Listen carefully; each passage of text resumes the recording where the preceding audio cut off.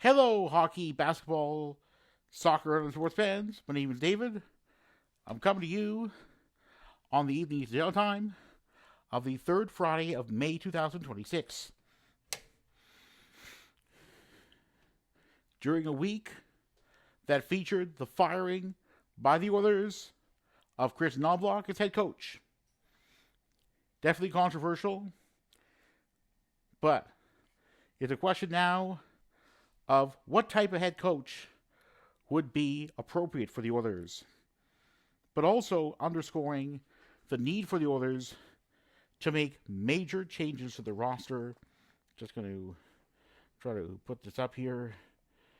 Whoops, sorry about that. Oops. All right, just gonna just give me a moment here. Just gonna need to try to, if possible, right here. Just gonna give me a moment here.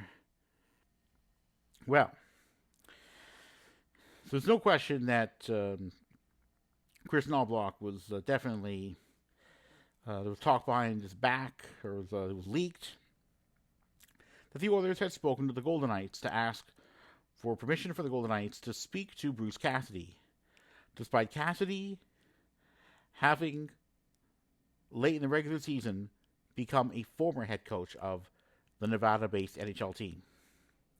Permission was denied. There's a lot of controversy around that. Yet the bottom line was,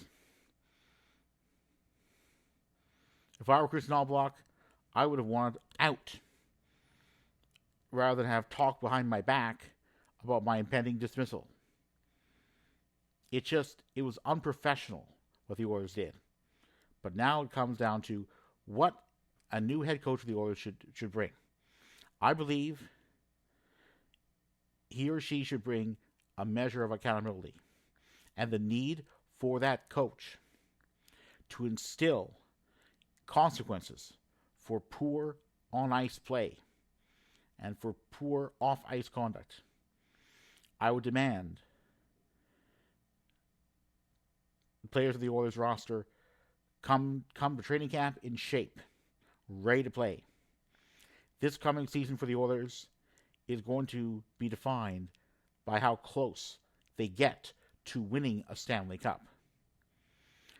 The last 12 games of postseason play the Oilers have played have not been great ones defensively, for the most part.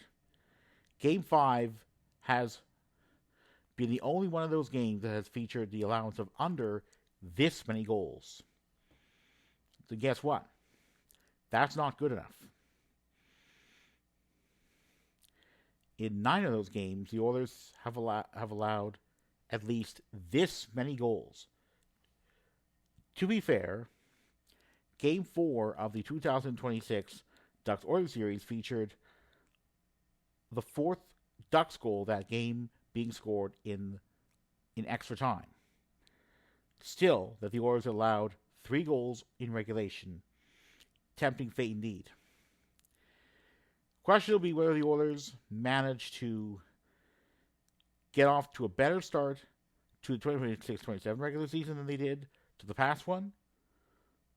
But then also, whether in postseason play they come remotely close to improving their poor performance of their 2026 conference quarterfinal.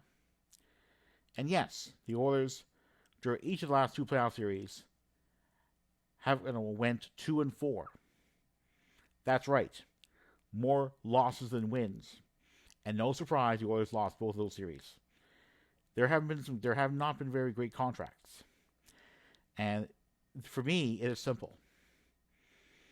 If I were head coach, I would certainly demand accountability from star players all the way on down.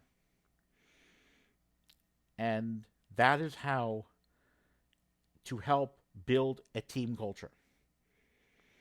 But then it's also a partnership, because it's about management and what Stan Bowman, the GM of the Oilers, decides to do. Defensive awareness needs to be fixed. There's no doubt about it. There is some controversy over the inclusion of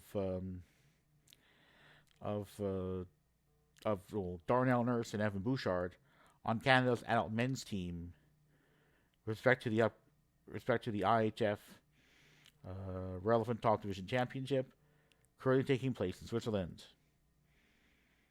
In that championship, it was a close game, having featured Nurse and Bouchard on the relevant Canadian team, and defenseman Matt Ekholm on the relevant Swedish team. It's 5-3 the final score. No doubt, at times, a little bit of nervousness. I may discuss that international ice hockey game in a subsequent video. But now on the Oilers. It's an important offseason. Will Stan Bowman make some changes to the blue line? It's hard to know. I mean, it's not like the defensive awareness was amazing. In fact, it was poor. It was so bad that the Oilers had allowed, just by the fourth game, excluding empty net goals, 18 over 18. The Habs would go on to allow less than that many throughout their entire conference quarterfinal of 2026. What a contrast. It's very clear the Oilers have issues, and it'll be a big question about to what degree they manage to improve their standing in the offseason and into next season. It'll be very interesting, particularly because this postseason, the Oilers, Sens, and Habs going from west to east qualified, with the Oilers and Sens having each lost their first-round playoff series. An interesting tidbit that Steve Staios, who played for the Oilers during their 2006 Stanley Cup final run, is now the GM of the Sens. Although, yes, there's no doubt Mr. Staios has a busy offseason of his own ahead with the Sens' supposed top caliber talent of Drake Batherson, Jake Sanderson, Tim Stützle, and Brady Tkachuk, having not managed to get the job done against the Canes in that conference quarterfinal. I believe the Sens scored just 5 goals overall, on average 1.25 goals per game. Not going to cut it. But again, I mean, it was entertaining watching the Sens finding ways to lose. It's unfortunate the Sens didn't win, but it is what it is. And it's no surprise that between Ontario's NHL teams, neither has qualified just yet for a post-2017 conference final. Maybe the Sens will do so, but what am I to believe? The Sens, who knows what they'll be? The Atlantic Division is tough. But it'll be very interesting offseason for the Sens as well. In any case, if you like this video, please consider liking and subscribing. For more content about Canada's NHL, NBA, PWHL, and to a lesser degree, soccer teams. After all, there's so much hockey going on that, I mean, the PWHL finals already underway. With the Montreal Victoire leading the Ottawa Charge 1-0, and with each of those Canadian PWHL teams having won its respective opening round playoff series, and thus qualifying for the final, because there are just 2 rounds, semifinals and the final. So, going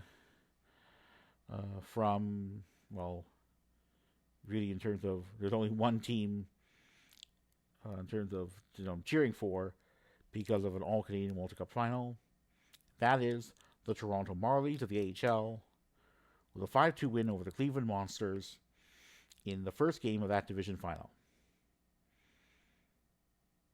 Go Marlies, go!